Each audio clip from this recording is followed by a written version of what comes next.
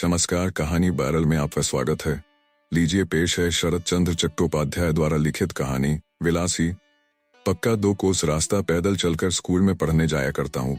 मैं अकेला नहीं हूँ, 10-12 जने हैं जिनके घर देहात में हैं। उनके लड़कों को 80% इसी प्रकार विद्या लाभ करना पड़ता है।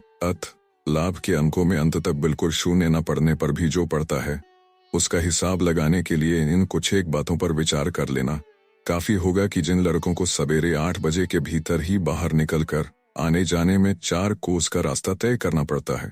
4 कोस के माने 8 मील नहीं, उससे भी बहुत अधिक। बरसात के दिनों में सिर पर बादलों का पानी और पांवों के नीचे घुटनों तक कीचड़ के बदले धूप के समुद्र में तैरते हुए स्कूल और घर आना जाना पड़ता है। उन अभागे बालकों को माँ सरस्वती प्रसन्न होकर वर दें कि उनके कष्टों को देखकर वे कहीं अपना मुंह दिखाने की बात भी नहीं सोच पाती। तदुपरांत यह कृतविद्य बालकों का दल बड़ा होकर एक दिन गांव में ही बैठे या भूख की आग बुझाने के लिए कहीं अन्यत्र चला जाए, उनके 4 कोस तक पैदल आने जाने की विद्या का तेज आत्म प्रकाश करेगा ही करेगा। कोई कहते सुना है, अच्छा जिन्हें भूख की आग है उनकी बात भले ही छोड़ दी जाए, परंतु जिन्हें वह आग नहीं है वैसे सब भले आदमी किस गांव के लड़की की डायरी से उद्धृत उनका असली नाम जानने की किसी को आवश्यकता नहीं। निषेध भी है, चालू नाम तो रख लीजिए। न्यारदा जिसके केश मुड़े हों, सुख के लिए गांव छोड़कर जाते हैं, उनके रहने पर तो गांव की ऐसी दुर्दशा नहीं होती। मलेरिया की बात नहीं छेड़ता, उसे रहने दो, परंतु इन 4 कोस तक पैदल चलने की आग में कितने भद्र लोग बाल बच्चों को लेकर गांव छोड़कर शहर चले गए हैं, उनकी कोई संख्या नहीं है। इसके बाद एक दिन बाल बच्चों का पढ़ना लिखना भी समाप्त हो जाता है।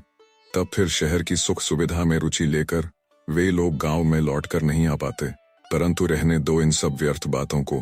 स्कूल जाता हूँ, 2 कोस के बीच ऐसे ही 2-3 गांव पार करने पड़ते हैं। किसके बाग में आम पकने शुरू हुए हैं, किस जंगल में करौंदे काफी लगे हैं, किसके पेड़ पर कटहल पकने को है, किसके अमृतवान केले की गहर करने वाली ही है, किसके घर के सामने वाली झाड़ी में अनानास का फल रंग बदल रहा है, किसकी पोखर के किनारे वाले खजूर के पेड़ से खजूर तोड़कर खाने से पकड़े जाने की संभावना कम है। इन सब खबरों को लेने में समय चला जाता है। परंतु जो वास्तविक विद्या है, कमस फटका की राजधानी का क्या नाम है एवं साइबेरिया की खान में चांदी मिलती है या सोना मिलता है, यह सब आवश्यक तथ्य जानने का तनिक भी फुर्सत नहीं मिलती। इसीलिए इम्तहान के समय एडिन क्या है पूछे जाने पर कहता, पर्शिया का बंदर, और हुमायूं के पिता का नाम पूछे जाने पर लिखाया तुगलक खां, एवं आज 40 का कोठा पार हो जाने पर भी देखता हूँ उन सब विषयों में धारणा प्राय वैसी ही बनी हुई है। तदुपरांत प्रमोशन के दिन मुंह लटकाकर घर लौट आता और कभी दल बांधकर मास्टर को ठीक करने की सोचता और कभी सोचता ऐसे वाहियात स्कूल को छोड़ देना ही ठीक है। हमारे गांव के एक लड़के के साथ बीच बीच में स्कूल मार्ग पर भेंट हो जाया करती थी। उसका नाम था मृत्युंजय। मेरी अपेक्षा वह बहुत बड़ा था। तीसरी क्लास में पढ़ता था। कब वह पहल तीसरी क्लास में चढ़ा, यह बात हम में से कोई नहीं जानता था। संभवत वह पुरातत्वविदों की गवेषणा का विषय था, परंतु हम लोग उसे इस तीसरे क्लास में ही बहुत दिनों से देखते आ रहे थे। उसके चौथे दर्जे में पढ़ने का इतिहास भी कभी नहीं सुना था। दूसरे दर्जे से चढ़ने की खबर भी कभी नहीं मिली थी। मृत्युंजय के माता पिता भाई बहन कोई नहीं थे। था केवल गांव के एक और एक बहुत बड़ा आम कटहल का बगीचा और उसके बीच एक बहुत बड़ा खंडहर सा मकान, और थे एक दूसरे के रिश्ते के चाचा। चाचा का काम था भतीजे को अनेकों प्रकार से बदनामी करते रहना। वह गांजा पीता है, ऐसे ही और भी क्या क्या। उनका एक और काम था यह कहते फिरना, इस बगीचे का आधा हिस्सा उनका है, नालिश करके दखल करने भर की देर है। उन्होंने एक दिन दखल भी अवश्य पा लिया, परंतु वह जिले की अदालत में नालिश करके ही, ऊपर की अदालत के हुक्म से। परंतु वह बात पीछे होगी।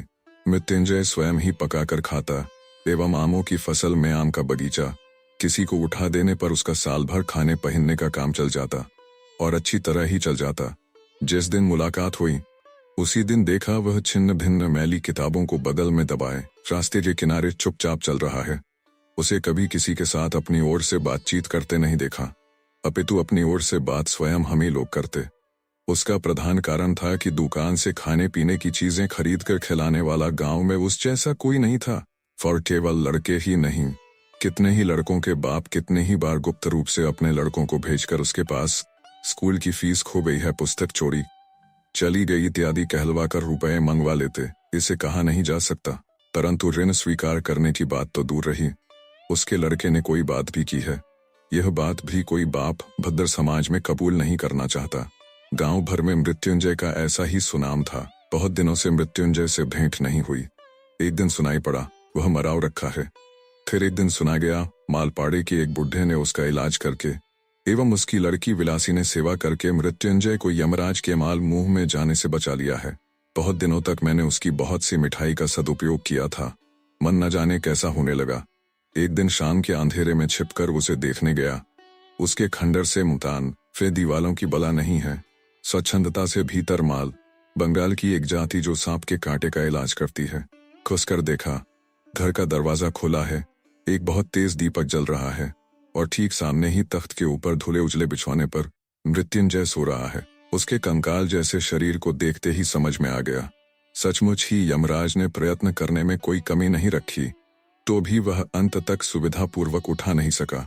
केवल उसी लड़की के जोर से वह सिरहाने बैठी पंखे से हवा झल रही थी। अचानक मनुष्य को देख चौंक कर उठ खड़ी हुई। यह उसी बुढ़े सपेरे की लड़की विलासी है।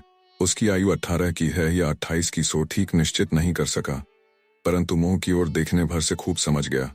आयु चाहे जो हो, मेहनत करते करते और रात रात भर जागते रहने से इसके शरीर में अब कुछ नहीं रहा है। ठीक जैसे फूलदानी में पानी देकर भिगो रखे गए बासी फूल की भांति हाथ का थोड़ा सा स्पर्श लगते ही, थोड़ा सा हिलाते डुलाते ही झड़ पड़ेगा। मृत्युंजय मुझे पहचानते हुए बोला, कौन न्याड़ा? बोला, हाँ। मृत्युंजय ने कहा, बैठो। लड़की गर्दन झुकाए खड़ी रही। मृत्युंजय ने 2-4 बातों में जो कहा उसका सार यह था कि उसे खाट पर पड़े 1.5 महीना हो चला है। बीच में 10-15 दिन वह अज्ञान चैतन्य अवस्था में पड़ा रहा। अब कुछ दिन हुए वह आदमियों को पहचानने लगा है। यद्यपि अभी तक वह बिछौना छोड़कर उठ नहीं सकता, परंतु अब कोई डर की बात नहीं है। आप सुन रहे थे कहानी बैरल से शरत चंद्र चट्टोपाध्याय द्वारा लिखित कहानी विलासी। वीडियो पसंद आया तो इसे लाइक करिए और चैनल को भी सब्सक्राइब कीजिए। धन्यवाद।